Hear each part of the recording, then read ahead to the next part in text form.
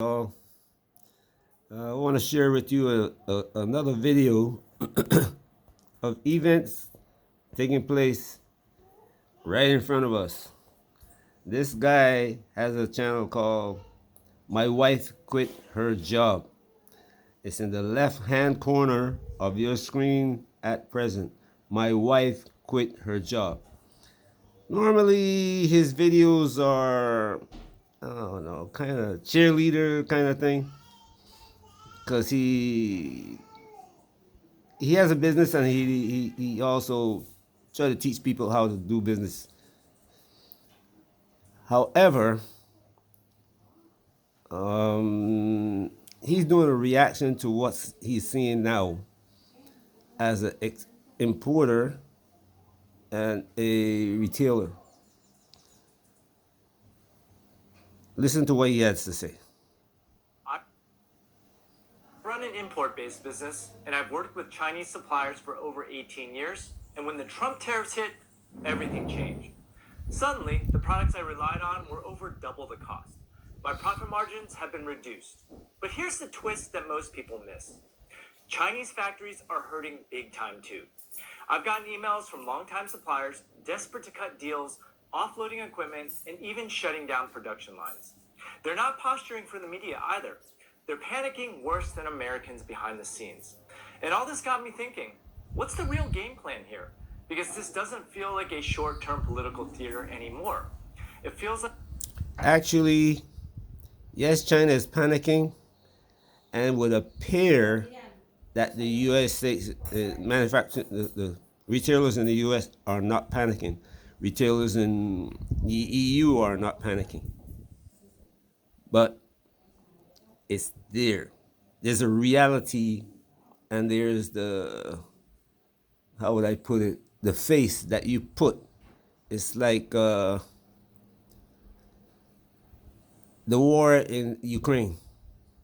There's the reality, losing the war, and this is the face. Yeah, Ukraine is doing great. All we have to do is just these two things, and Russia is going to go into the trenches. We're going to destroy their economy. Pay attention to what he's saying. He's a U.S. citizen. He's selling in the U.S. This is something that he has to face. And it's not, he has to make a choice. All of us has to make a choice. And he's going with the country that he live in, working. And I can agree with him. Nevertheless, this war is going to be brutal. I told you about economics wars in the past. There have been one going on against Africa for how many years? How many Africans have died? People will see a few Africans in the Sahel walk across the desert. They say support Africans, and they're trying to get money to do what they do, these orphanages and all that. They've killed over 1 billion Africans since 1960 with this economic war against Africans. And nobody has talked about it. But still, Africa has over 1.5 billion people. And they try to make it look as though Africa has less than that. You gotta understand that there's places where Africans don't go to count Africans. And Caucasians in the UN don't go to count Africans. When you talk about the UN going to Congo, for instance, to haul out the valuable stuff. The Indians go in there to get their gold. That's why they joined the UN forces in Congo. The Israelis go in to steal everything else and sell it to the Europeans or whoever will buy it. One of my videos, well, the last two videos, I said Africa has a unique opportunity right now. You see all, let me continue with him talking. A long-term economic chess match. So in this video, I'm breaking down the Trump tariffs from the ground level. You'll hear what it's actually like running a small business when your entire supply chain gets hit by policy warfare. I'll walk you through what's happening inside China, what American entrepreneurs like me are doing to survive, and why I believe this might just be the opening move to decouple the world's two biggest economies. And just to be clear, this isn't about left versus right. It's about what happens when global politics crash into real-world business. And if you're an importer like I am, or just trying to make sense of what's coming next, you're going to want to stick around. Now, for context, I've been running a business selling personalized wedding handkerchiefs for the last 18 years. We're a seven-figure company, and most of our products are textiles, items I simply can't source affordably or reliably here in the United States. We've built strong relationships with overseas suppliers, shipped over 1 million handkerchiefs worldwide, and because we do custom monogramming in-house, our margins are over 90%. So when we hear talk of 100% plus tariffs, yes, it hits, but it's not catastrophic. Let's say you're a business that makes only a 50% margin, and you just spent $100,000 on products that are supposed to bring in $200,000 in revenue when sold. You've already paid $100,000 to your supplier, and it's all just sitting at the port right now.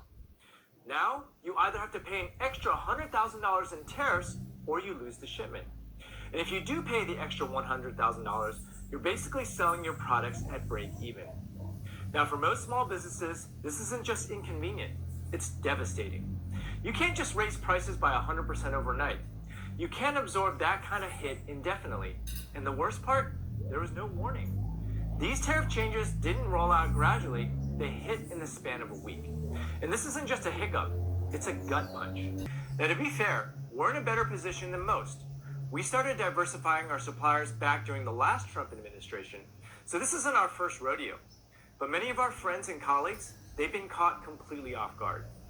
Many businesses in the US depend entirely on China, and almost all of them are hitting pause on new orders. Because let's be honest here. You see why I always talk about African leadership? This guy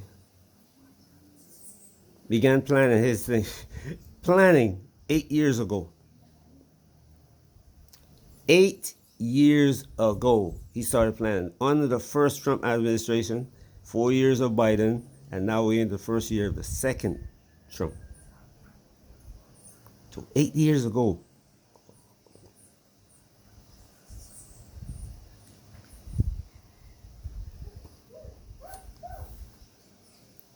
Eight years he has been planning this situation. Tell me that Africa can't plan the same way this one businessman is planning.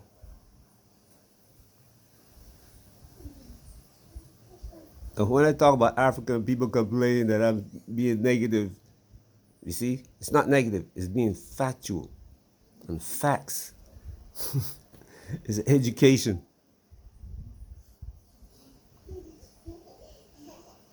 Now, it all started with a couple of strange messages from my suppliers over there. Now, to be fair, we're in a better position than most. We started diversifying our suppliers back during the last Trump administration, so this isn't our first rodeo. But many of our friends and colleagues, they've been caught completely off guard.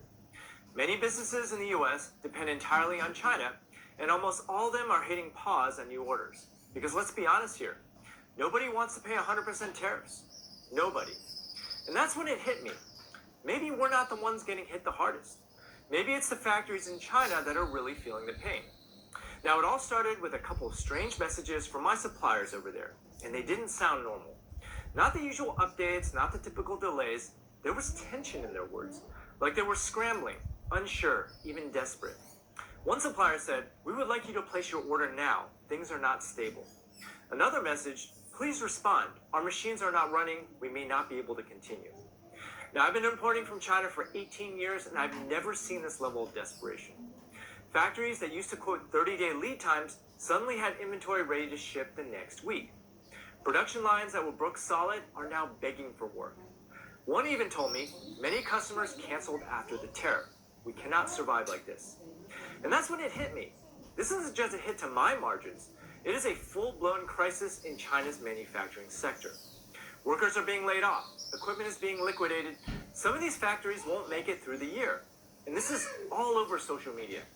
The following videos were posted when the tariffs were only 30 to 50%. Now just imagine what it's like in China today with 100% plus tariffs. One Chinese TikToker who works as a bulk trade supplier shared in his video the huge pressure he's under after the sudden increase in US tariffs. 订单量5000多万美金今年. Our orders are worth over $50 million US this year. We're already booked through May of 2026, but with this tariff hike, the impact on us is huge. If you're a small startup, it's not such a big deal because you don't ship enough to fill an entire container, but for us, it hits hard. Our profit margins in bulk trading are already razor thin. Now with this tariff, it's like getting knocked to the ground. He said the only thing he can do for now is wait. His backup plan is to ship through third-party warehouses in other countries. That's the only way forward. Meanwhile, in early April, another TikToker filmed a clothing factory that had just shut down and said, the clothing industry is in serious trouble. All the machines in his factory are about to stop. This year is going to be incredibly tough. Now that same day, another TikToker posted a similar video. He said that as soon as the US swung its tariff hammer, the impact hit the apparel industry like a ton of bricks. His factory originally had orders scheduled through the end of July, but now over 6,000 down jackets have been put on hold, and the ready-to-ship products are piling up in the warehouse. Now, you got the gist of all of this, but there's two things that are going on. One, inventory building. Now, you're an African. You're an African country. And you're a leader. You're seeing all of this. And you're saying to yourself, that inventory could be a boon to us.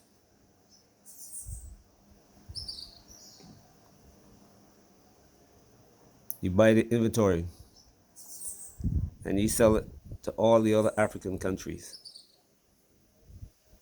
Or, alternative, you go, all the equipment in the factories, you buy it, bring it to Africa, along with the Chinese, that's going to teach your people how to use it, and you start manufacturing.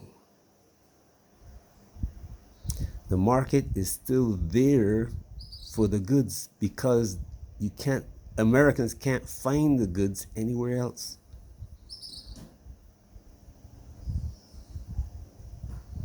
The market is still there for the goods because the EU can't find the goods anywhere else.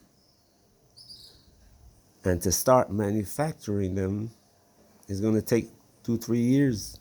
They got to get the machinery. They can't get it from China, so they got to build it themselves. Guess what?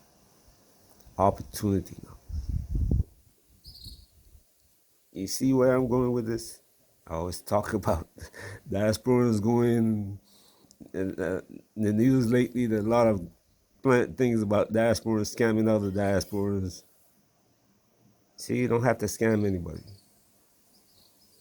And the equipment in China is, cheap. If you want to buy a John Deere tractor to plow your land, how much does it cost? You buy a Chinese tractor, people say, oh, Chinese tractors are trash. They last. I can tell you so. And when you go to John Deere to repair your tractor, because you can't repair it yourself, they made it so you can't repair it yourself. Guess how much you're going to be paying? You go to repair your Chinese tractor, it's like repairing an old Ford. You guys don't listen. You guys don't pay attention. Knowledge is the key. You gotta know these things. Go to Africa, you look for the business that you can get into that is going to be for the future.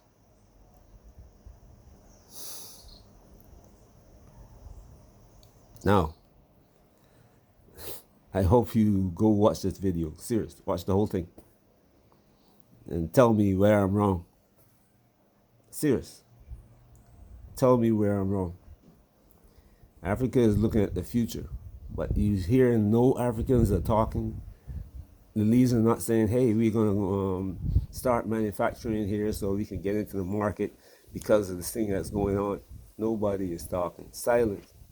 They're waiting for it to calm down so they can get their money from the US that they used to get. They're afraid to say something because all their bank accounts in Europe will be taken away. They're not ready to give up anything for their own people. They keep going back to slavery. We got sold, diasporans, by our people. That they're doing the same thing today to their own people. Not changing. And I keep telling the youth of Africa, you got to rise up and take over your lives. But, as the old people used to say, a word to the wise is sufficient. They say Solomon said it, but it's factual. Africa is not guaranteed a place at the table in 2063 that the Europeans promised them. That plan was put in place to keep Africa in a place like what's happening now. So they don't move. They think automatically it's going to happen. They think the Europeans going to protect us, going to give us a place at the table in 2063. No, they're not. Remember all your leaders that got killed in 1960. There was a promise that with independence you will rise up. Leadership got cut off. Europeans put their people in place, give them a house in London. Ta-da. Same thing happened during slavery. Give the king a gun, some machetes, and a shiny mirror, so he can look at himself and see how, tell him that he looks nice.